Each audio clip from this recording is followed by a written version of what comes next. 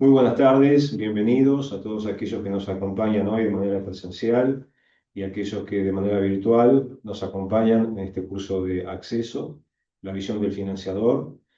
Eh, Hoy particularmente contamos con la presencia de dos profesionales de primer nivel en el tema que nos convocan, que son los aspectos legales y éticos acerca de lo que es la promoción, propiedad intelectual y temas que hacen lógicamente a lo que es el fundamento del acceso y fundamentalmente en el contexto en el cual estamos viviendo hace algunos años.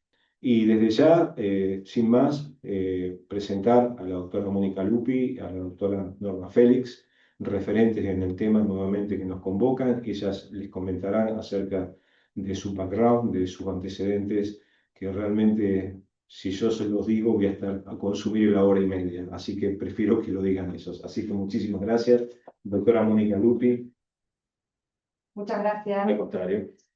Muchas gracias, Víctor. Es un placer estar acá. Creo que es el segundo o tercer año ya que participamos de estas charlas. Siempre son muy enriquecedoras.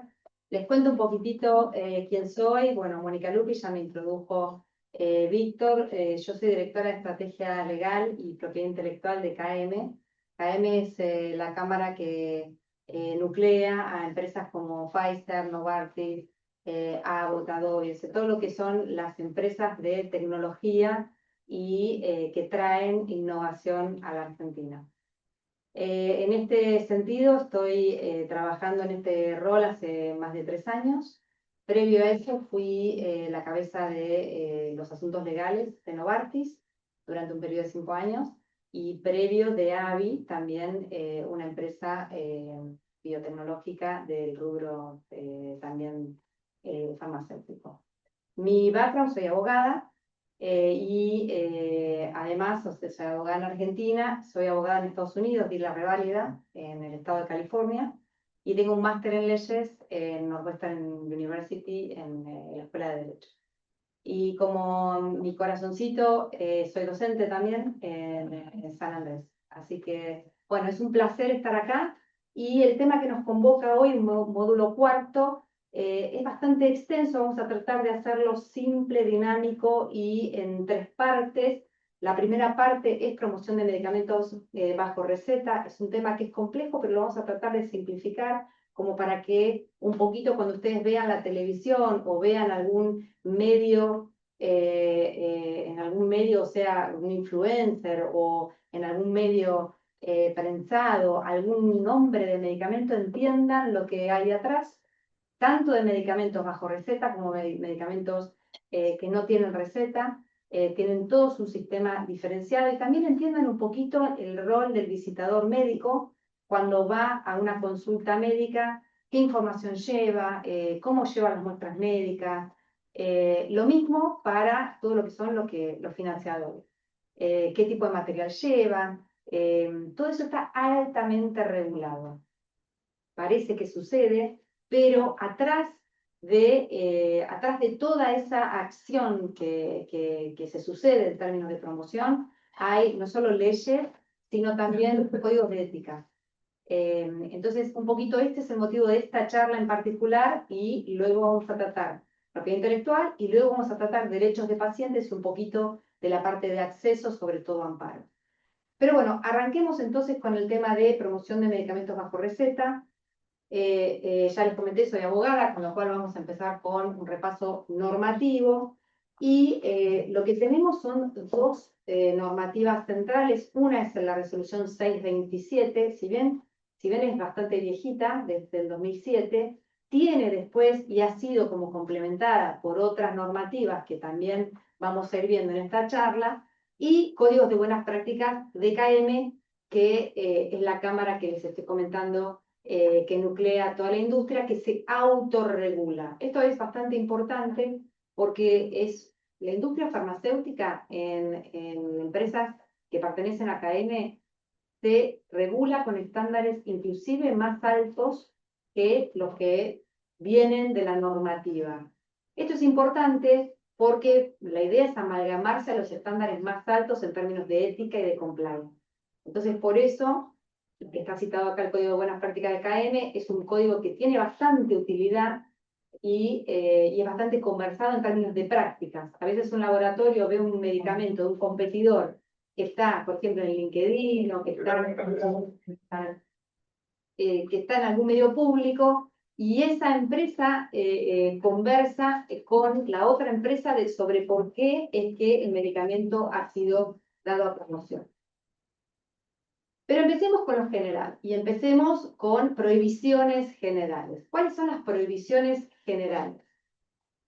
Lo primero que tenemos por ley, la 16.467, el artículo 19, es una norma bastante vieja, pero todavía vigente, es que se prohíbe todo anuncio público de medicamentos bajo receta. No sé si todo aquel que viaja a Estados Unidos, lo primero que hace, prende la televisión y lo primero que ve son un montón de publicidad de medicamentos bajo receta en la televisión, con deportistas. Dice, bueno, toma este medicamento, dice la marca comercial, no solo el principio activo,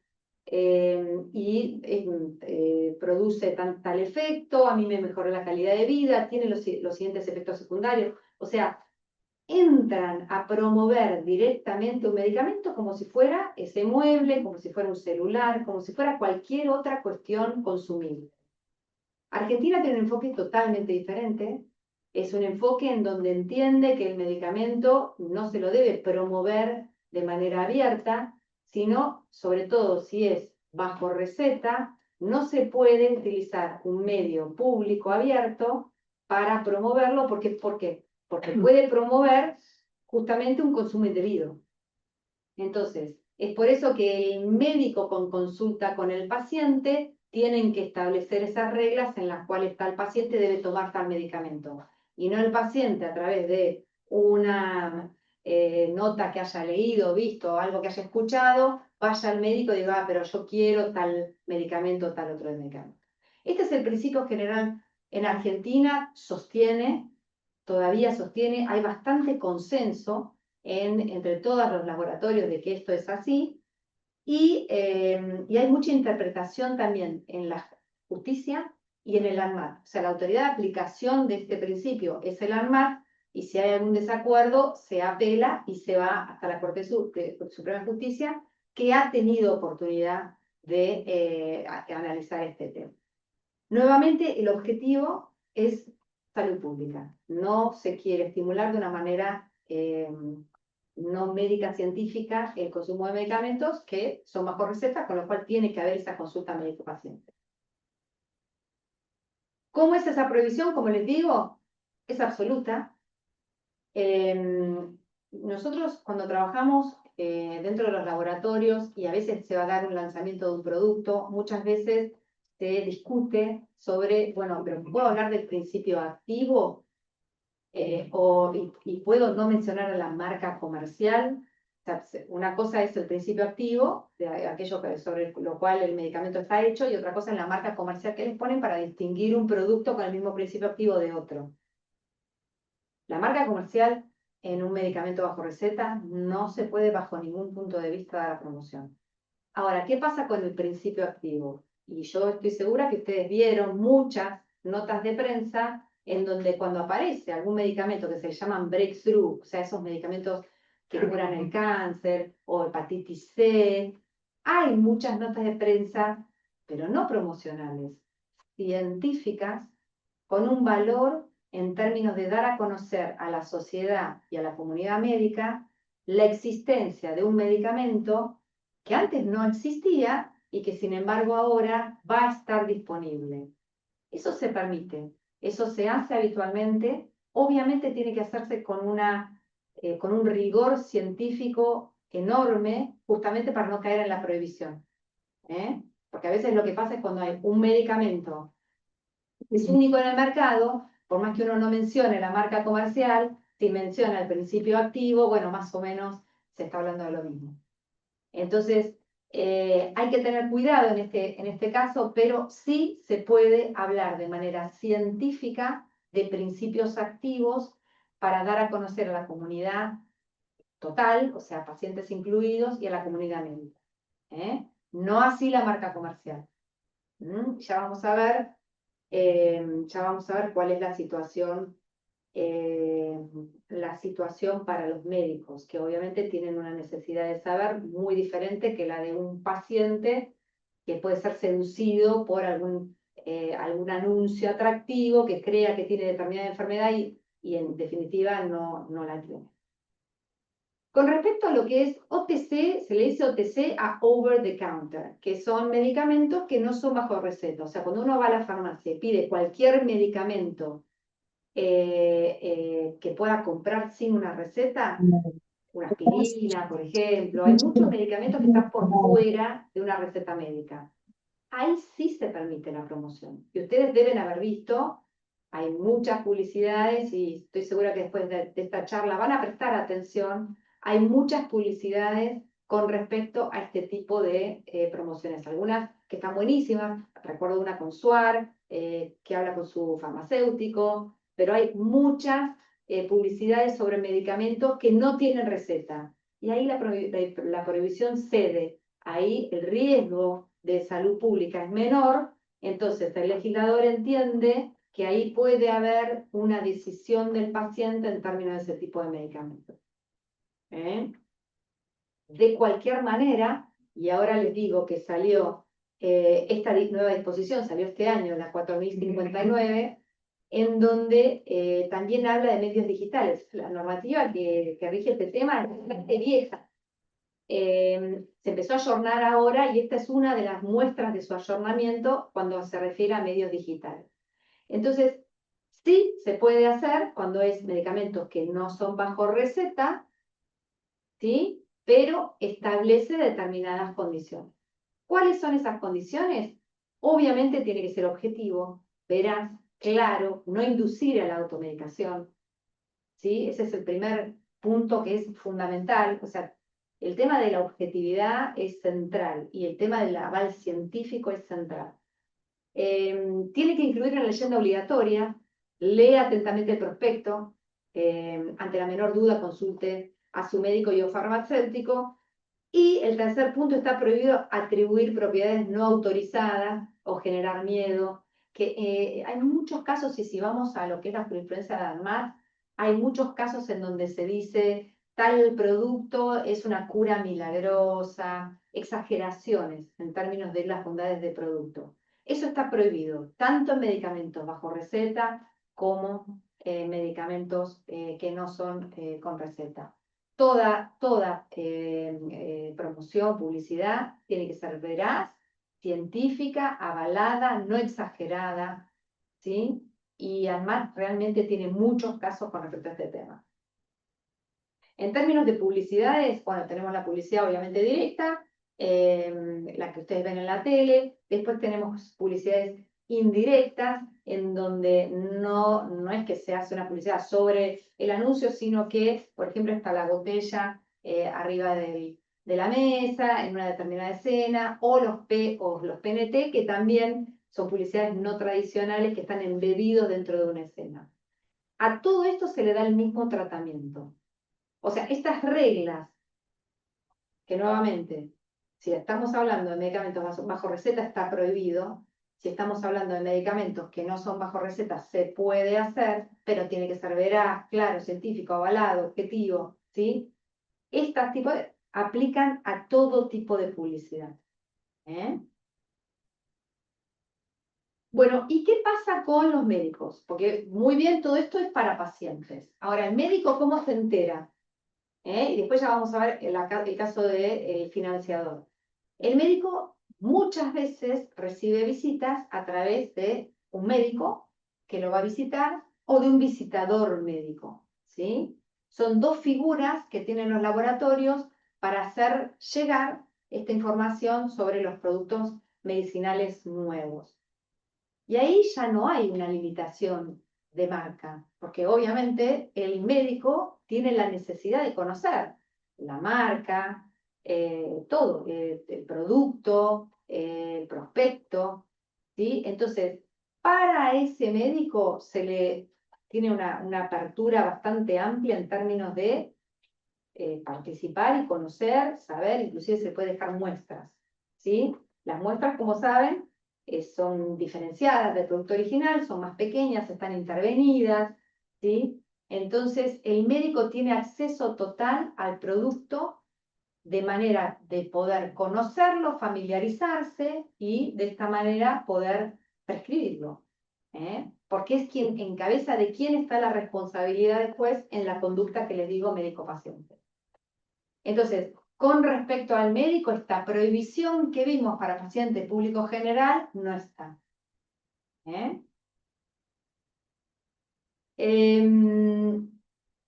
A ver, algo que es importante también es algo llamado off-label, que muchos lo deben haber escuchado, que quiere decir prescribir un medicamento antes que esté aprobado comercialmente.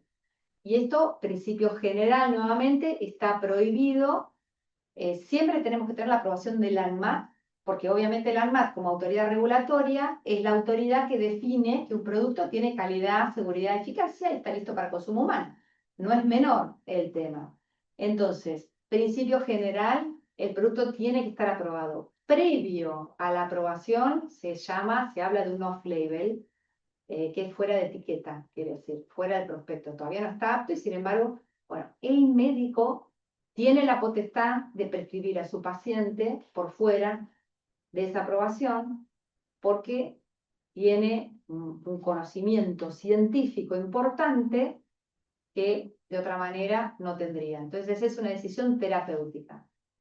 No solo cuando es antes de la aprobación regulatoria, sino cuando un producto aprobado luego de la aprobación regulatoria, por ejemplo, hablemos de un producto para diabetes que casualmente también sirve para un tema de adelgazar, cualquiera sea ese producto, pero imagínense ese hipotético, hasta que no esté aprobada esa indicación, también se la considera off-label. El médico puede recetarla igual, tiene la potestad de hacerlo. Y esto es importante en el sentido de esa relación médico-paciente. ¿Sí? Consulta. Sí. O sea, podría facilitarle, pero prescribirla. ¿Y dónde la compraría si se supone que no está aprobada? No, o sea, si no está aprobada en Argentina, Sí. hay mecanismos por los cuales se puede traer. Hay usos, o sea, se llama habitualmente uso compasivo, Sí. en donde hay un trámite que se hace a través del ANMAT y se puede traer el producto cuando no está en el país. También puede pasar que sea un producto que no está aprobado, pero que está en ensayos clínicos. Entonces, en ese caso sí está en el país y ahí el médico lo que puede hacer es tratar de ingresar a ese paciente a un protocolo. Y después, Era una inyección normal, a eso voy. claro. Sí. Y después hay otro supuesto más, en el caso de que el producto esté aprobado, pero no para la indicación, y en ese caso el producto también está en el país.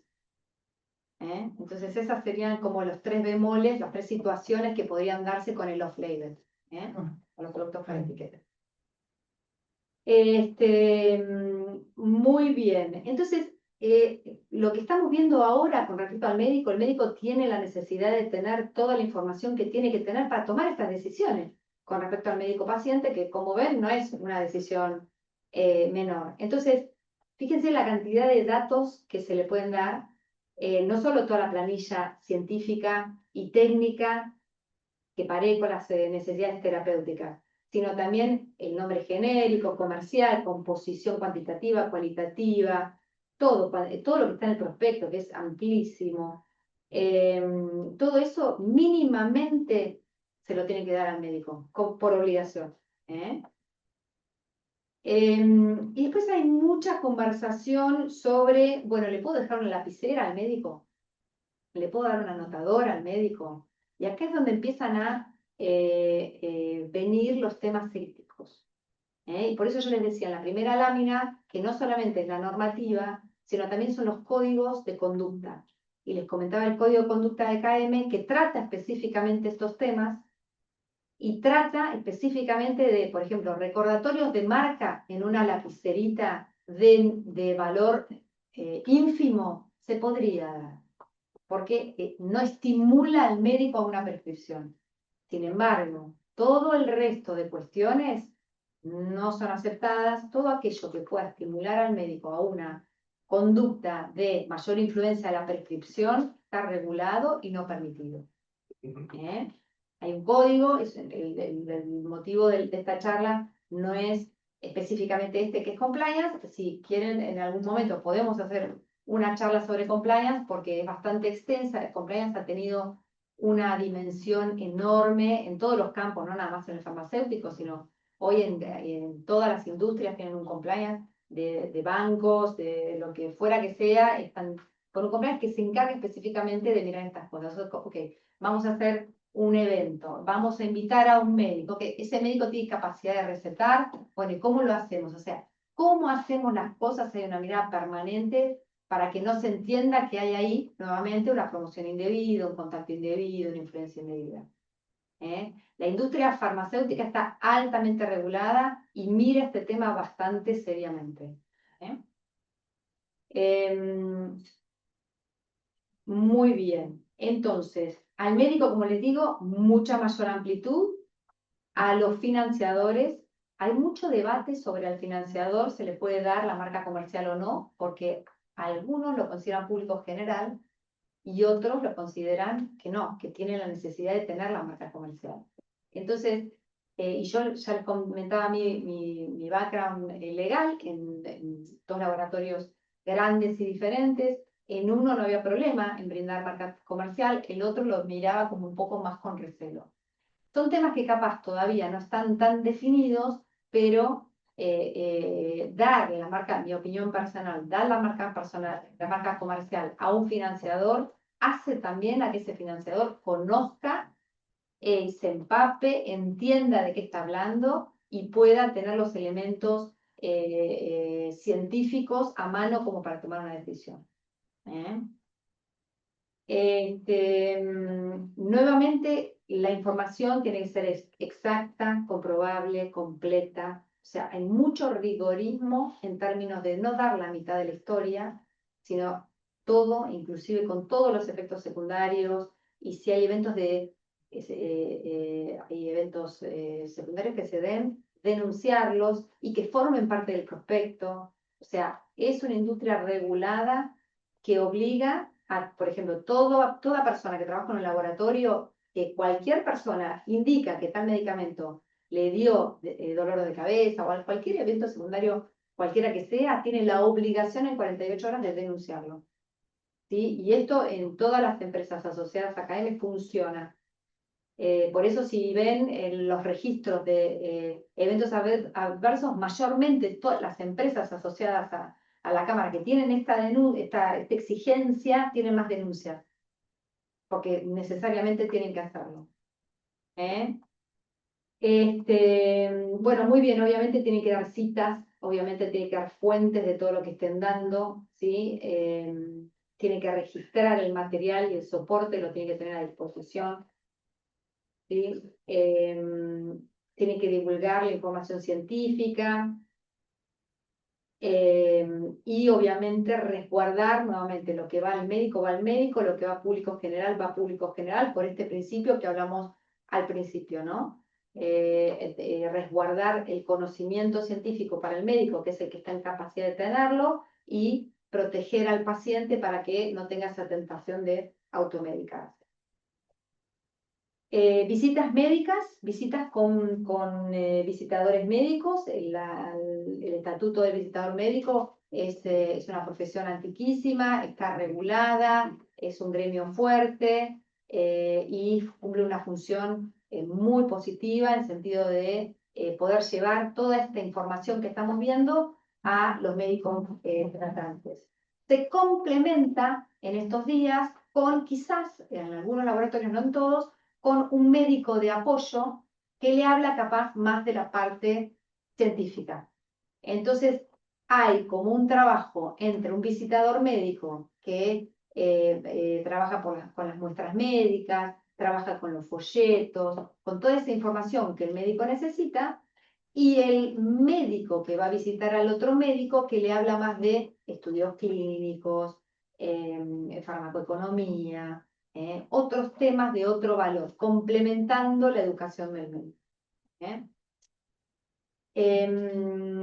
Muy bien, hay muestras que se dan en algunos casos, no en todos, hay muchos productos que no tienen muestra. La muestra, como digo, está regulada, es más chiquita, está intervenida, ¿sí? y está regulada. ¿Por qué? Porque si uno da mucha muestra para un paciente que es crónico, bueno, si le da una muestra, de alguna manera para un paciente crónico va a tener que continuar con tratamiento, entonces de alguna manera lo está poniendo en tratamiento. Entonces hay mucha mirada en términos de, bueno, cómo va a ser usada esa muestra. Esto, cuando hablamos de muestra, es promoción también. Es promoción, porque uno al dejar una muestra al médico, el médico se la da al paciente, está promoviendo ese producto. Pero es promoción legal, porque ya el médico tiene conocimiento científico como para poder recomendar ese producto avalado por toda la información que recibió. Es de esta manera en que se hace la promoción. Como les decía, industria regulada, ¿qué no se puede hacer en términos de compliance? Y ahí miro a Víctor, porque por ahí da por una charla en términos de compliance. Las industrias, las empresas asociadas a AKM tienen un código de conducta fuertísimo en términos de compliance, y acá tienen una lista de algunas de las cosas que no pueden hacer, algunas de las cosas. No pueden otorgar becas, no pueden ofrecer ningún tipo de incentivo o beneficio directo, ¿sí? Eso no lo pueden hacer. No pueden bonificar en cadena de comercialización. En temas de becas, ¿cómo se hacen legalmente? No se le dan a tal o cual individuo, sino se le dan a la institución. Y la institución es la que decide cómo dar esas becas. Pero se trata de evitar justamente el que, si se la doy a un médico personalizado, ese médico tenga la tentación de prescribir más medicamento, porque es por el solo simple hecho de haber recibido un beneficio.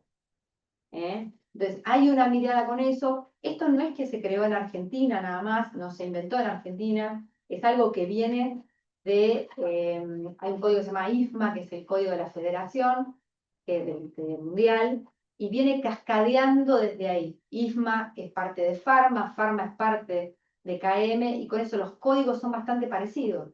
Con lo cual, si ustedes van a un país como Estados Unidos, a pesar del tema de que van a ver en la televisión esto que les comentaba al principio, el resto es muy parecido. Y en términos de promoción de incentivos es muy parecido.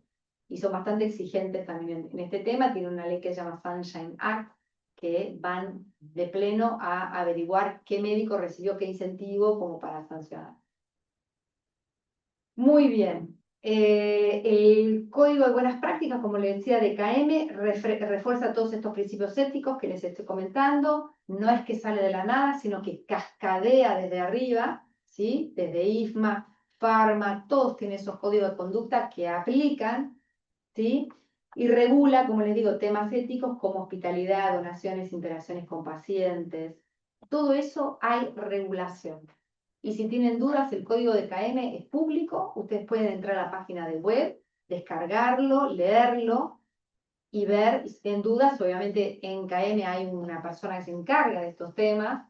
Cualquier duda que tengan, pueden contactarlo a una persona de carne y hueso y les puede dar una respuesta. Incluye mecanismos sancionatorios. Acá tienen un poquitito el gustito del código de KM, pero ya les digo, quien tenga curiosidad, entre a la web, bájelo, está bueno, es fácil de leer, pero tiene necesidad de difundir la información científica, verás, como ven, muy alineado con la normativa, ¿sí? Contempla principios que promueven la integridad, independencia de los profesionales, como ven, es como que lleva el mismo hilo conductor de la norma, pero lo plasma aún más exigente. Por esto que, como cascadea desde ISMA, todos tienen un estándar más elevado, el código KM es más elevado, entonces nosotros tenemos una normativa básica, pero KM eleva un poquito el estándar y los asociados de la empresa lo cumplen. Muy bien. Perfecto. Acá les traigo algunos casos relevantes que me parece que para que empiecen a aterrizar un poco el concepto, pero un folleto de próximo lanzamiento en un congreso médico antes de autorización de comercialización. ¿Usted qué piensa? ¿Se podría o no se podría hacer un folleto próximo lanzamiento? Pero no debería. No debería si pone marca comercial y principio activo. no debería. Muy bien. Se consideró publicidad enmascarada bajo el formato de una nota de interés general que hablaba de resultados de una investigación llevada adelante por un laboratorio con beneficios que se obtendrían en la utilización de la droga que se menciona. El ANMAT, como es bastante, sí, de todo el arco, es bastante exigente, como ven, ¿no? Después hay una solicitada en la Nación para tranquilizar a pacientes sobre disponibilidad de productos. ANMAT afirmó que era una publicidad y que incluso la empresa de marketing podía ser responsable. ¿Sí? Un artículo de Clarín sobre beneficios de una droga, el laboratorio alegó desconocer una nota, o sea, salió una nota que hablaba de una cura milagrosa y nombraron cuál era esa droga, y el laboratorio tuvo que salir a decir, no, pará, pero yo no tengo nada que ver. Y igualmente dijeron, bueno, un momento, por el hecho de que es tu responsabilidad, el laboratorio tiene una responsabilidad objetiva, que quiere decir que no importa si te culpa o no, tiene que responder. Este le pone una responsabilidad muy alta, justamente para que no haya casos como este, que bueno, no lo hice yo, lo hice a través de un tercero tampoco vale. Otra vez una nota en Infobae sobre cannabis medicinal y epilepsia refractaria, y eso se entendió que era publicidad encubierta al público y se lo sancionó. Entonces, acá hay 3 takeaways. Uno, la figura de patrocinio o vínculo comercial no es necesaria para atribuir la responsabilidad. Esto que les estoy diciendo, responsabilidad objetiva. El segundo punto, basta la potencial ventaja económica o reputacional para entender que hay ahí algo indebido. Y la carga de probar la distancia recae sobre el laboratorio. Fíjense que es bastante alta la carga que tiene el laboratorio de despegarse. Por lo cual hay mucho trabajo dentro de los laboratorios, y les digo con conocimiento de causa, cada vez que hay una pieza de promoción, pasa por compliance, pasa por legales, pasa por la parte regulatoria, la parte médica, o sea, lo miran diferentes áreas para articular, o mejor dicho, navegar con todo este entramado, como para que cuando salga algo con respecto a esto, esté aceptable. Bueno, vamos a pasar a algunos otros, otro tema, y vamos a ir a la parte de sanciones. O sea, más allá que está prohibido, bueno, pero si lo hacen, ¿qué? Bueno, si lo hacen hay multas, puede haber clausura, puede haber suspensión, obviamente cese inmediato, rectificación pública ordenada por ANMAT, y el director técnico es solidariamente responsable. Con lo cual es gravísimo la situación, el estándar es gravísimo. Entonces realmente hay mucho cuidado para que esto no pase. Bueno, no sé cómo estoy de tiempo, pero voy a dejar unos momentitos para preguntas, si tienen con respecto a esto, de algún caso que hayan visto. Me acuerdo uno que comía un chorizo y decía, repite, repite. No sé si tienen algún caso que hayan visto, que hayan recordado, que quieran comentar, o en la audiencia también, no veo manos desde acá, pero si hay algún comentario sobre cómo promocionar o financiadores, si les ha llegado algo, quedo abierta a contestar. Bien. Bueno, perfecto, muy Hacemos bien. 2 minutitos para cambiar la presentación y continuamos. Excelente. Gracias, Mónica. Bueno, buenas tardes, muchísimas gracias por la invitación. No es la primera vez que estoy asistiendo, espero poder solucionar algunos temas bastante espesos de propiedad intelectual que todo el mundo tiene dudas, y por ello les voy a pedir que me interrumpan en el momento en que estamos hablando, porque en general es un tema bastante, como dije, complejo. Si hacemos las preguntas al final se va perdiendo el hilo de la explicación de cada uno. Mi nombre es Norma Félix, soy abogada, he iniciado mi carrera en estos temas en el Instituto Nacional de Tecnología Industrial, donde estuve muchos años a cargo del registro de transferencia de tecnología y luego como síndica del mismo.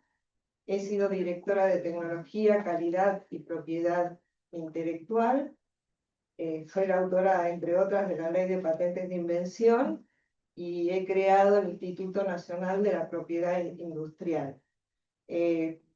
Durante toda mi carrera en el Estado he llevado todas las negociaciones con el exterior en estos temas, incluyendo el desarme de armas químicas, nucleares y biotecnológicas. Me dedico hace 20 años que abandoné el Estado, lo saquen cuentas, por favor, a trabajo de consultoría, a trabajo privado, trabajando casi exclusivamente o más que nada para la Unión Europea, y además para ciertas cámaras, 18 años en la Cámara de Agrosanitarios y Agroquímicos, y 20 años hace que asesoro a la misma Cámara, pero soy asesora externa, de donde es titular Mónica Lupi. Dicho esto, voy a empezar con el tema que nos compete. Cuando hablamos de propiedad intelectual, siempre yo aclaro que tenemos que aclarar que hay dos grandes temas englobados dentro de propiedad intelectual. Por un lado, lo que es llamado generalmente propiedad intelectual, que es derecho de autor y conexos, que son todas aquellas creaciones literarias, artísticas, todo aquello que es un regocijo para la mente humana. Eso es la propiedad intelectual o derecho de autor propiamente dicho. Y existe otro grupo que es dentro del paraguas de la propiedad intelectual, los derechos de propiedad industrial, que es lo que vamos a ver ahora. En referencia a estos derechos, lo que puedo decir es que en general se trata de derechos a veces no aceptados por toda la sociedad, pero que tienen como fin incentivar la invención, incentivar todo aquello que pueda traer bienestar al público y en el caso de esta industria, al paciente. Por eso no voy a explayarme en todos los derechos de propiedad industrial, sino específicamente en los que utiliza la industria farmacéutica, que son principalmente patentes, modelos de utilidad y diseños industriales, tanto como protección de datos de prueba.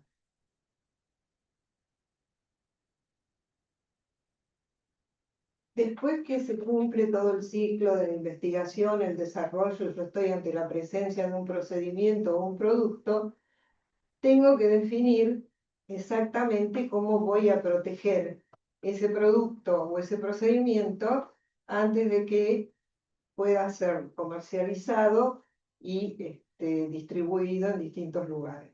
Uno de los temas por el cual la industria farmacéutica es casi líder, es la segunda en el mundo, es la utilización del derecho de patente. El derecho de patente le va a dar a ese producto o a ese procedimiento una vigencia temporal, una exclusividad de uso, y todo aquel que quiera usarlo o que quiera repetirlo o que quiera una licencia va a tener que pedir la autorización de aquel laboratorio o de aquel inventor. También hay inventores particulares o pequeñas empresas que se dedican a la investigación y desarrollo en este tema. ¿Qué es lo que yo voy a poder patentar? Porque no todo se puede patentar.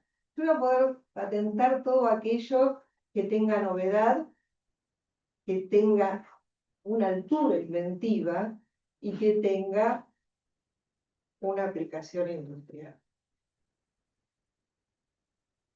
Para hablar de novedad, yo tengo que ver que mi invento no haya sido ya conocido en todo el campo mundial de la técnica. Es decir, por eso yo hablé de incentivo a la innovación, porque siempre lo que se intenta y lo que se exige para otorgar, para conceder una patente, es que esa invención traiga aparejado una novedad que va a hacer que ese invento pueda ser útil para toda la sociedad y en el caso de esta industria para los pacientes. Cuando yo digo que tiene que tener altura inventiva, estoy refiriéndome a que no tiene que ser obvio, aunque no sea conocido, no tiene que ser obvio para cualquier técnico en la materia. Por ejemplo, si yo invento una silla con 5 patas, a lo mejor artísticamente es muy llamativa, pero no cumple ninguna función distinta a la que conocemos a la silla de 5 patas. ¿Qué me va a permitir a mí el derecho a una patente? Cuando a mí me conceden una patente, yo tengo derecho a explotarla, a esa patente, durante un determinado número de años, sin que otra persona que yo no autorice pueda explotar la misma patente. Ante todo, les quiero aclarar que las patentes son territoriales, es decir, si yo patento en Estados Unidos y no tengo patente en Argentina, cualquiera que tenga capacidad puede salir a vender esa misma invención. Además de ello, son atributivas, es decir, que hasta que yo no tengo el título de concesión de la patente, tampoco puedo ejercer en nuestro país. Hay países donde hay medidas preventivas, pero en nuestro país no puedo ejercer ningún derecho sobre ella. La exclusión de terceros va a traer aparejado que yo tenga un beneficio durante los años de vigencia de la patente, un beneficio económico. Ese beneficio económico va a resultar para que yo cubra mis gastos de investigación y desarrollo y para que siga investigando y pueda mejorar o pueda inventar o crear o estar inventando otro producto.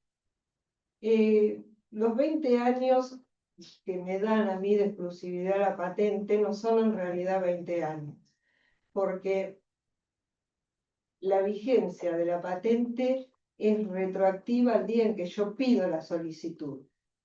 ¿Y saben cuánto tardan muchos países en otorgar una patente? Entre 9 y 13 años.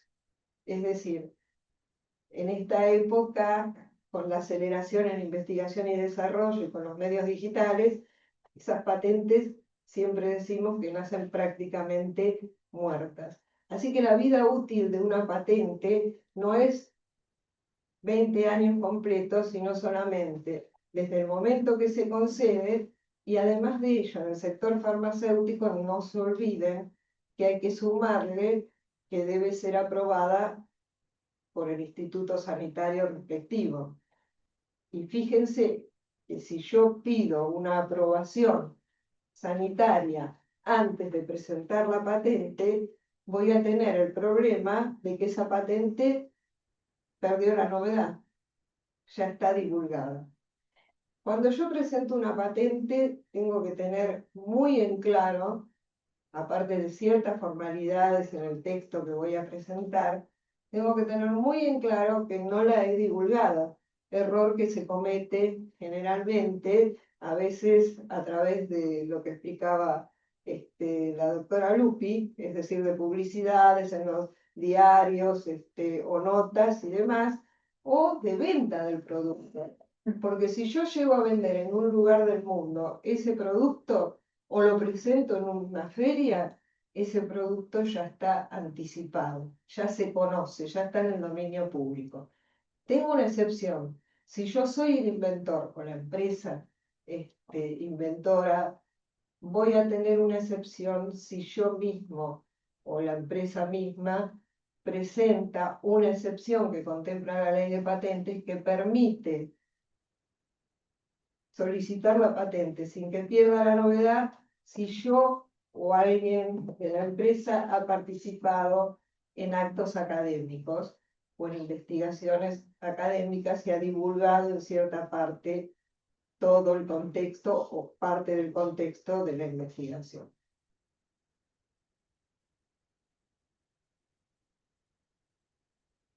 Bueno, en realidad esto está mal. Nadie que está investigando espera un milagro que ocurra para que su invención tenga resultados. Después vamos a ver si tenemos tiempo con la doctora Lupi, las distintas etapas que lleva la investigación hasta llegar realmente a una patente y la cantidad de inversión, dinero que se necesita y que la mayoría de las veces no llega a buen final, o una vez conseguida el resultado que uno se propuso con la investigación, la autoridad sanitaria no lo aprueba por X motivos. O sea, puede ser que muera antes de llegar al resultado final o puede ser que no sea admitida para aplicarse al PIB. Ahora, en Argentina hemos tenido un problema con las patentes farmacéuticas, no por los tratados internacionales a los que está adherido Argentina, ni por la ley de patentes vigente, la 24481 y ciertas modificaciones, sino por una resolución que ha dictado en el año 2013. Es una resolución que se llama conjunta, porque la han firmado el Instituto Nacional de la Propiedad Industrial, el Ministerio de Salud y el entonces Ministerio del Desarrollo. Esta resolución parte de un fundamento de que cierto tipo de invenciones no reúnen los 3 requisitos de patentabilidad. Es decir, o no son novedosas, o no tienen altura inventiva, o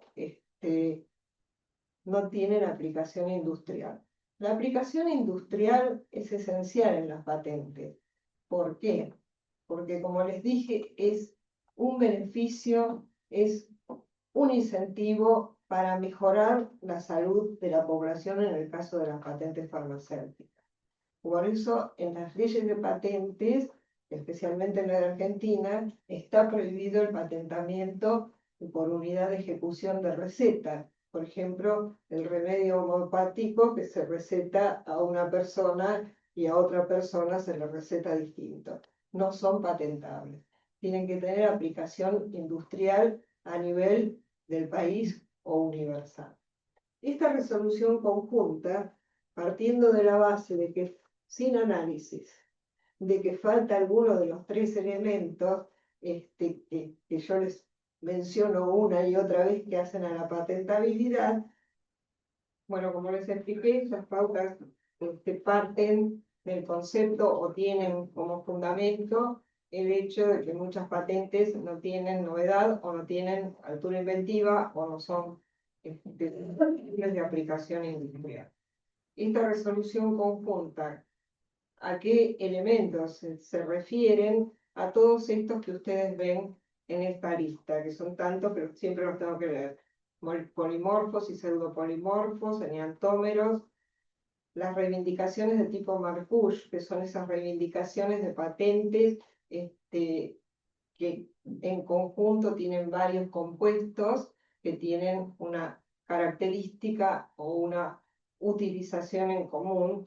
Las patentes de selección, que es prácticamente lo mismo, pero es una selección general de un compuesto específico, las sales, esteres, los metabolitos activos, los profármacos, las formulaciones y composiciones, las combinaciones, la dosificación, los segundos usos médicos y los procedimientos análogos y los métodos de fabricación.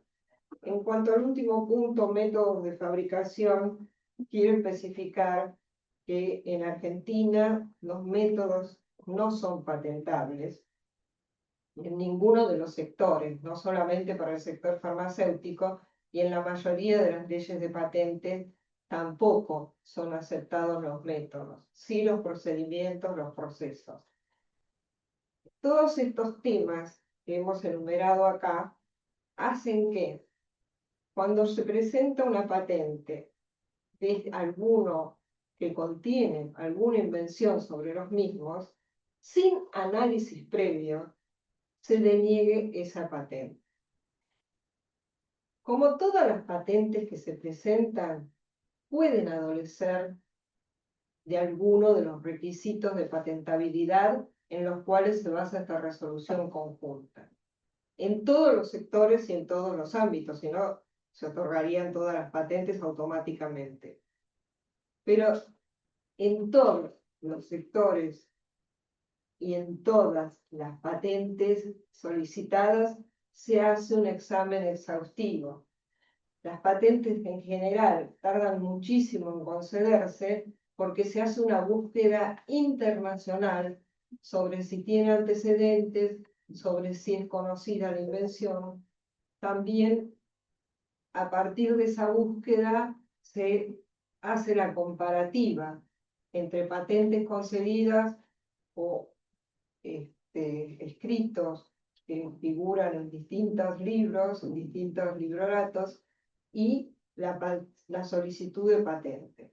Luego de eso, si todo eso ha sido salvado, recién se examina la patente sin ninguna garantía del Estado de que ese medicamento, por ejemplo, va a cumplir la función para el cual se solicita la patente. Pero si yo tengo que demostrar, no en forma práctica, sino teórica, a través de mi solicitud, que es distinto a todos los demás, que es novedoso y que va a servir para tal o cual cosa y que va a poder ser vendido, comercializado a nivel internacional. Sí. Con toda una consulta, capaz es media obvia, pero viste que vos dijiste que las patentes son territoriales. Sí.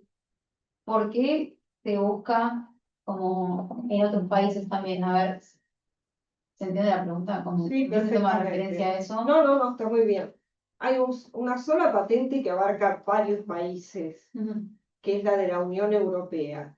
Yo puedo pedir una patente comunitaria y entonces esa solicitud va a servir para todos los países de la Unión. Pero luego esa solicitud la presento en una de las oficinas de los países integrantes de la Unión Europea, pero va a ser girada a todos los demás países, o sea que no es automático.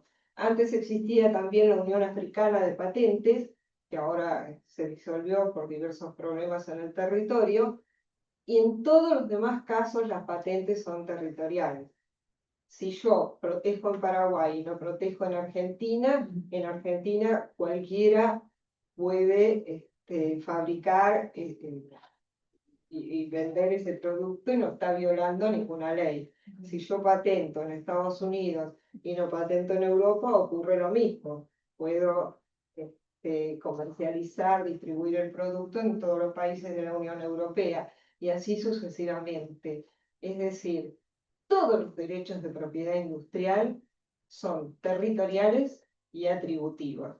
Aún el más simple, que es la marca, si yo no tengo el título, no puedo ir, por ejemplo, a la justicia a reclamar de que alguien violó la marca. Podré tomar medidas preventivas, puedo mandar una carta de documento o demás, pero efectivamente ejercer una acción judicial no puedo hasta que no soy el dueño del título. Y si yo veo que tengo, por ejemplo, una patente en trámite en Uruguay, y en Uruguay están violando la patente, es exactamente lo mismo que en Argentina. Si la patente está en trámite, yo solo puedo tomar medidas preventivas o llegar a una negociación, pero lo que no puedo hacer es ejercer una acción judicial. Y por eso yo les indiqué que hay mucha demora en general en las oficinas de patentes, con lo cual una solicitud que hoy es totalmente novedosa y que me la van a conceder en Uruguay, estaban tardando 17 años en concederlas porque no tenían la cantidad de técnicos para poder hacer el examen, tanto de agroquímicos como de químicos agrícolas, como de productos farmacéuticos. Con lo cual, durante esos 17 años, a mí salieron 3 empresas que producen lo que yo había inventado y lo comercializan, tengo que ejercer la acción recién a los 17 años cuando tengo el título de propiedad, porque en última instancia es un título de propiedad temporario, pero título de propiedad tiene los mismos alcances. ¿Qué pasa si yo no puedo patentar en más de mi país?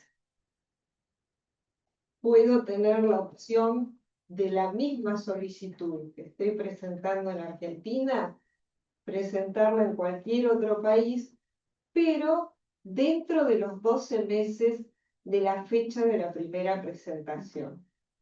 A ver si se entiende. Sí. O sea, yo presento hoy una solicitud de patente en Argentina y porque estoy negociando o porque no tenía capacidad en ese momento económica de hacerlo, antes de que se venzan los 12 meses de que yo presenté hoy esta solicitud, puedo solicitarla en otro país.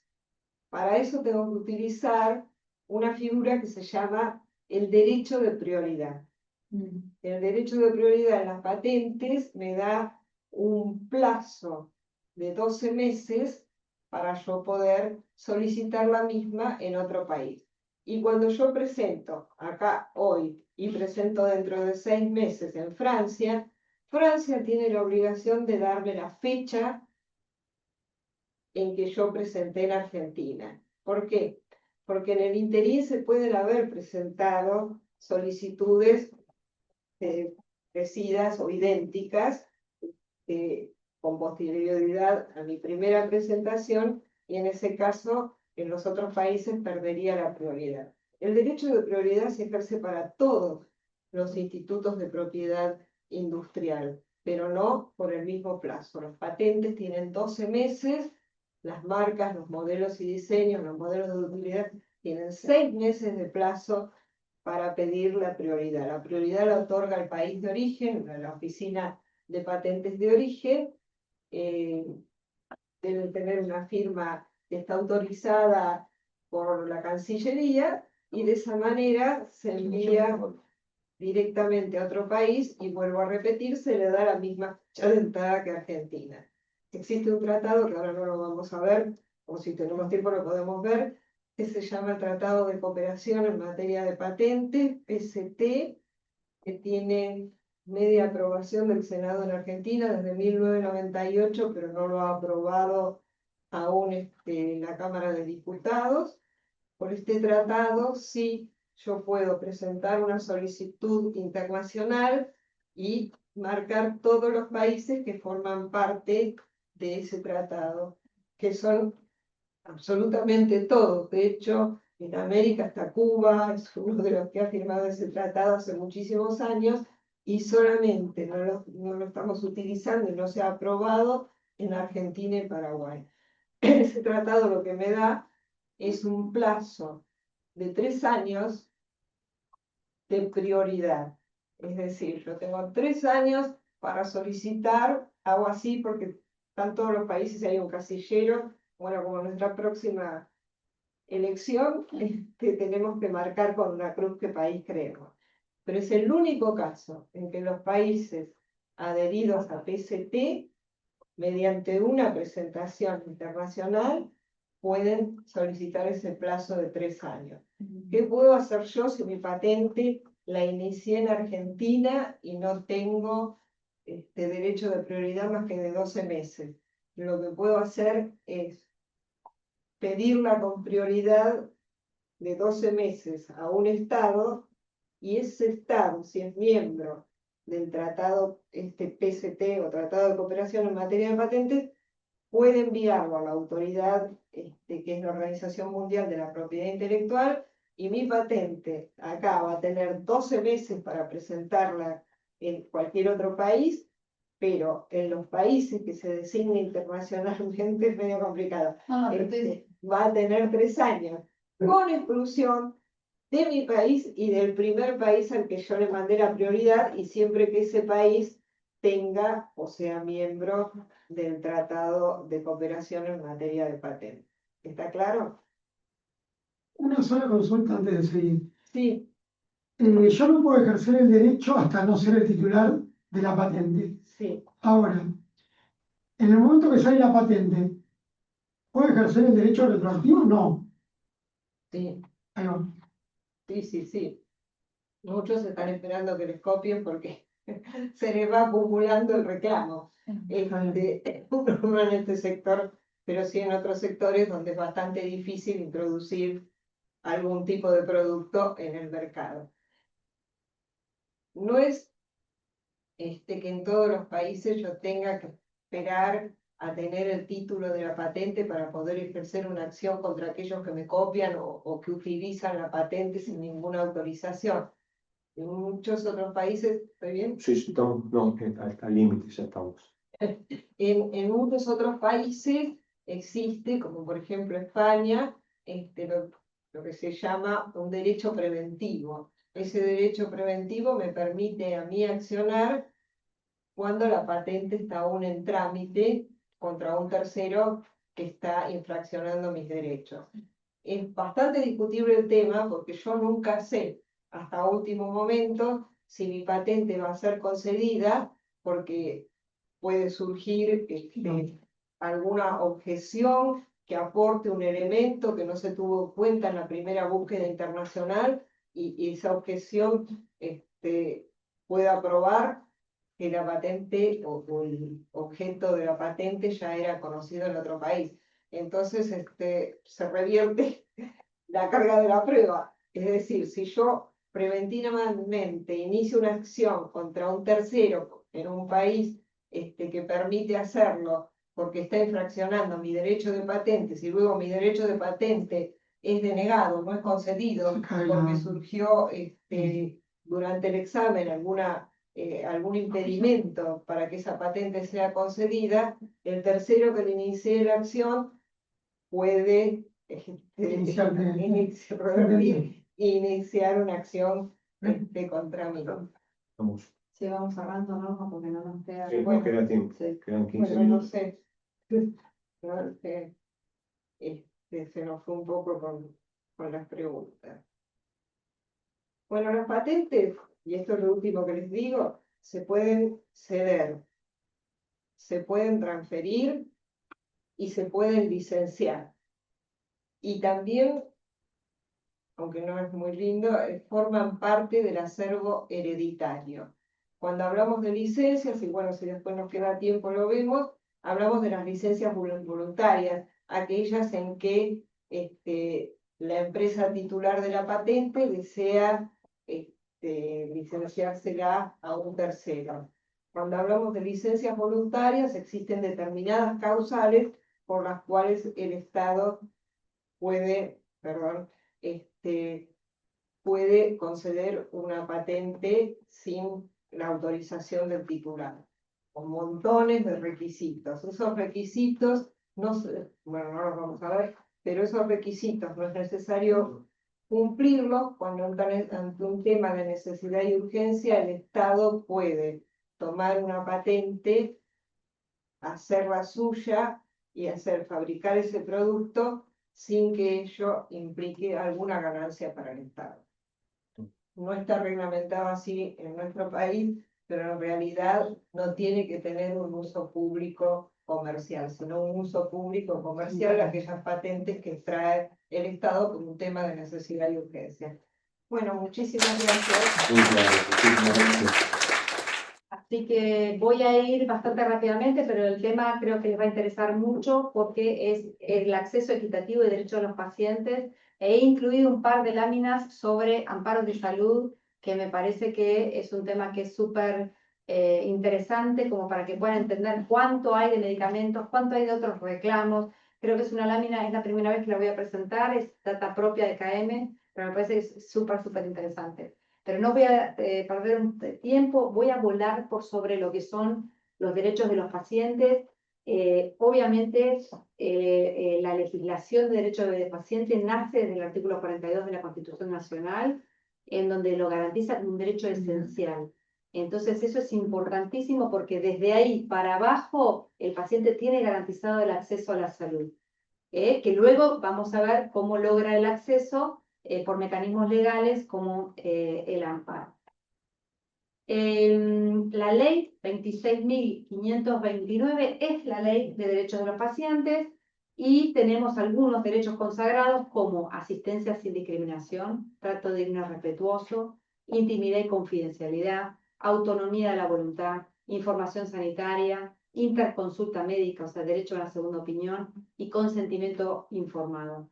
Son temas, cada uno de ellos conlleva una discusión enorme sobre la cual es importante que el paciente tenga realmente propiedad sobre su receta, ¿cómo se llama? La historia clínica, es de propiedad del paciente, cómo la puede pedir.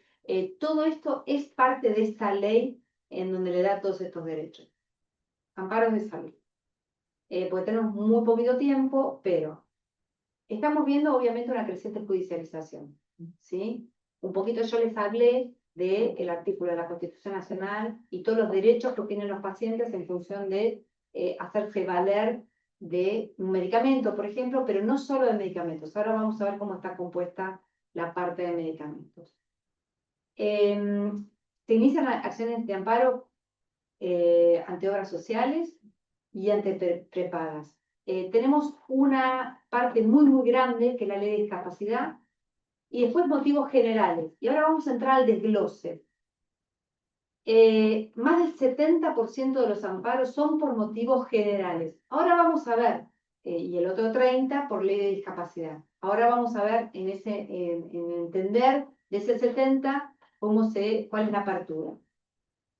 Dato súper importante que les estoy dando ahora como un spoiler, para medicamentos solamente es el 9%, o sea, cuantitativamente los amparos de medicamentos son bajos en comparación del resto de la cantidad de amparos que se dan por otros motivos de salud. Todos son amparos de salud, pero de medicamentos solo el 9%. Este es dato oficial sacado de los registros nacionales.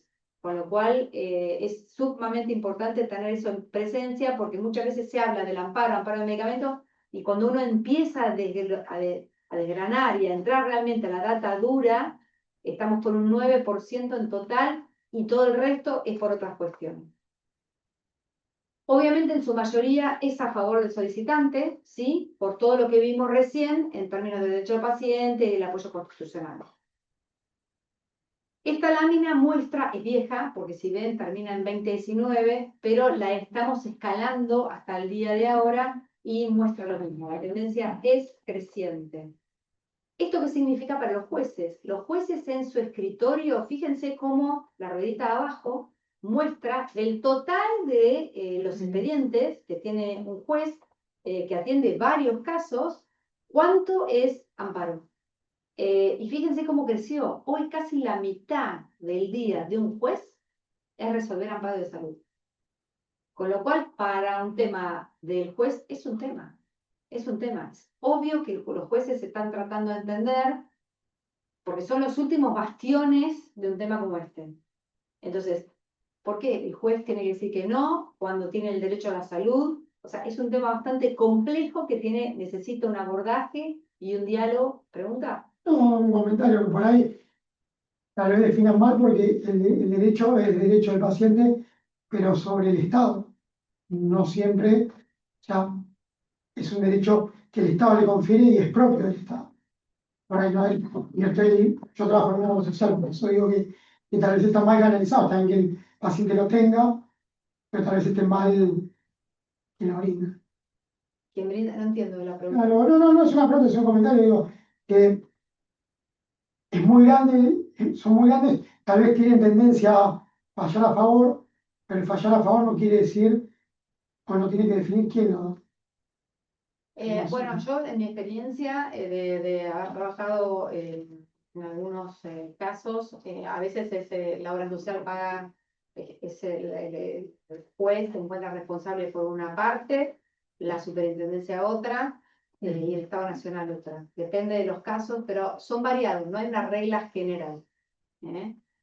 Pero bueno, esto se los planteo porque sí, es verdad, hay una creciente judicialización, los jueces están mirando este tema en detalle porque sienten que son los últimos bastiones y no hay como un freno anterior en términos de cómo es esto, ¿no?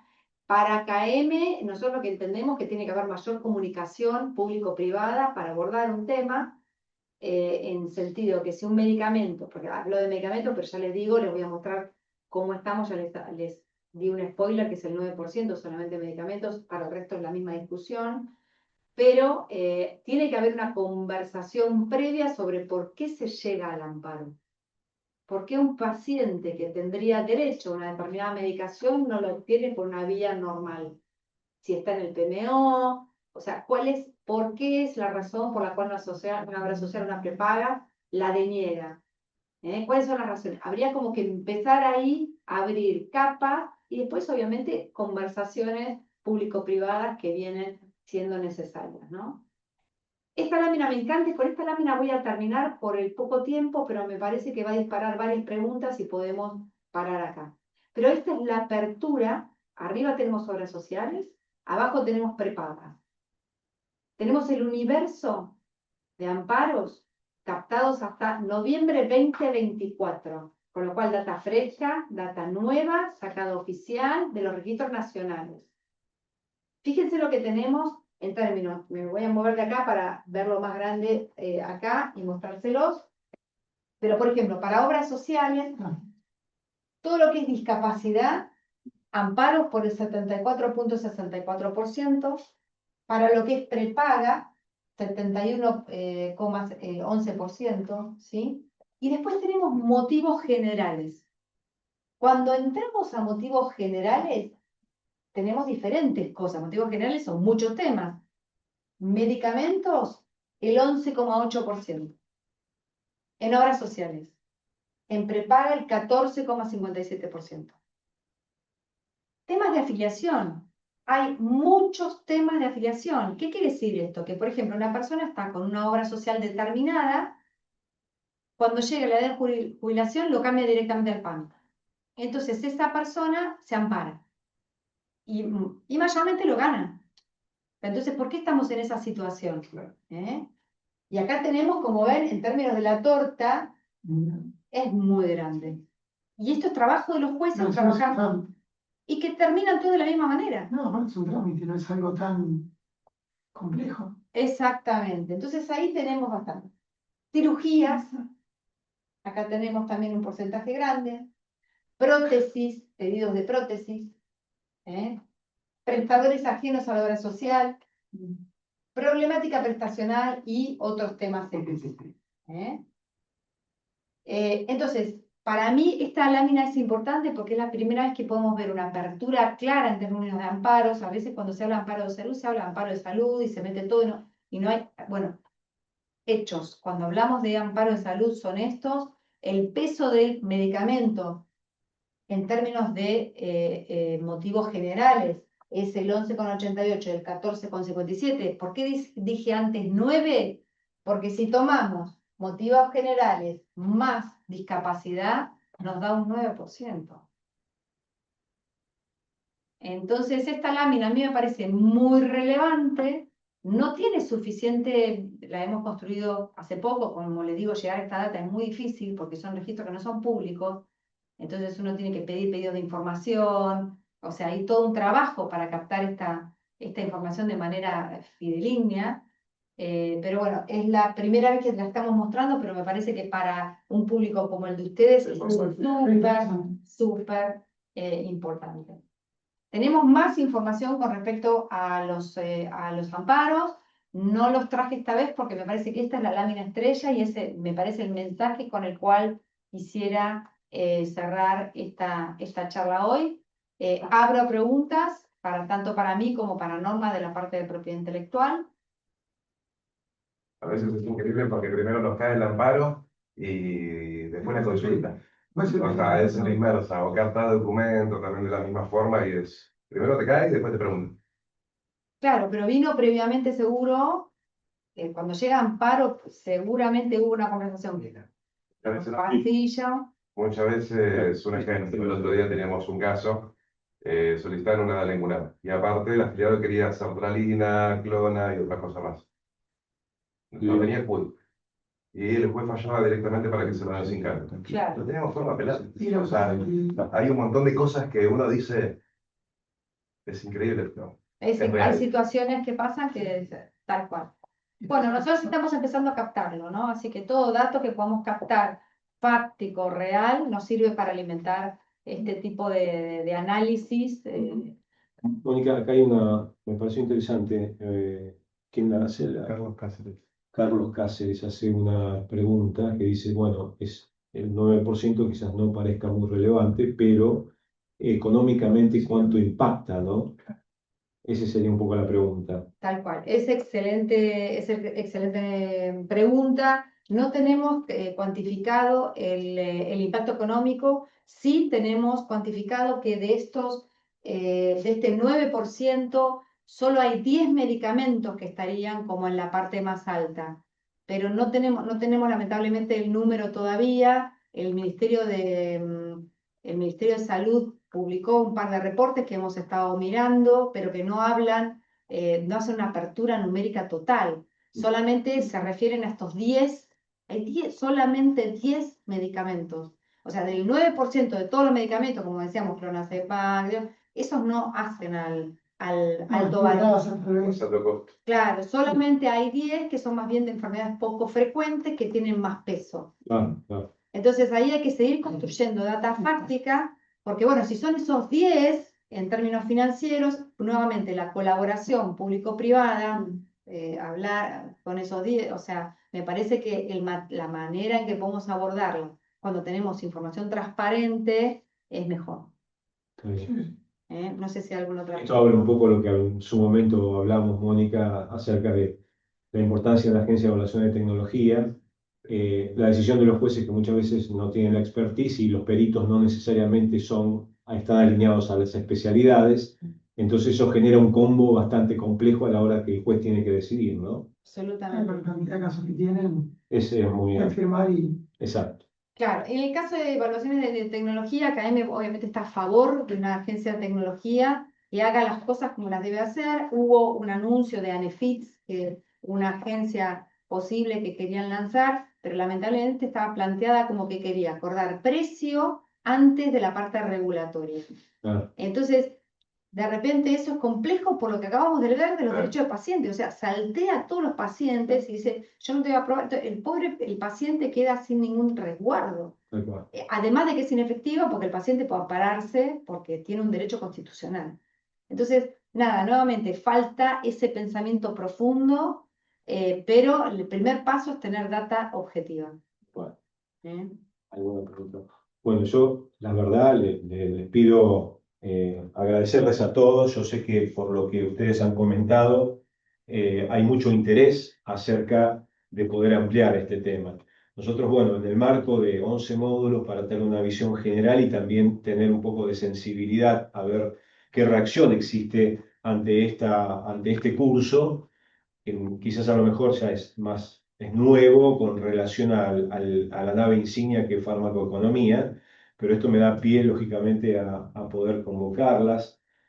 Sabemos de la capacidad pedagógica, porque, bueno, de hecho, además de ser excelentes profesionales, tienen un perfil pedagógico excelente que en tan poco tiempo han podido trasladar esta inquietud a cada uno de ustedes, por lo cual yo los convoco a todos como para también comprometerlas a las doctoras para que en el próximo tengamos un poquitito más de amplitud sobre este tema y algo que vos comentaste también, Mónica, que es el concepto del compliance, que no solamente hace pie en lo que respecta al marco legal, regulatorio de las empresas, sino también la importancia de poder llegar a la sociedad y que la sociedad comprenda y más a todos los que estamos escuchando, que nos escuchan, obras sociales, prepagas y demás, para que la sociedad entienda qué es este tema de compliance y que muchas veces el imaginario popular, el imaginario social, cree muchas cosas que de pronto no son así y no ve lo que está detrás de la compliance y cómo trabajan las empresas, porque esto también está sustentado sobre la cultura de la sociedad, que no siempre es lo que cree y aporta a ese imaginario. Así que muchísimas gracias. Un placer. Realmente de acá son honor recibirlos en esta casa y agradecerles a cada uno de ustedes por la participación muy activa y reitero, convocarlos para la próxima y recordarles que en la próxima clase va a estar el doctor Juan Cifré haciendo su exposición relacionado a el ingreso y a toda la estrategia de productos que hoy hablábamos, esto del 9%, que son aquellos para pacientes con enfermedades raras, con baja prevalencia y alto costo. Muchísimas gracias nuevamente. Que pasen muy buenas tardes.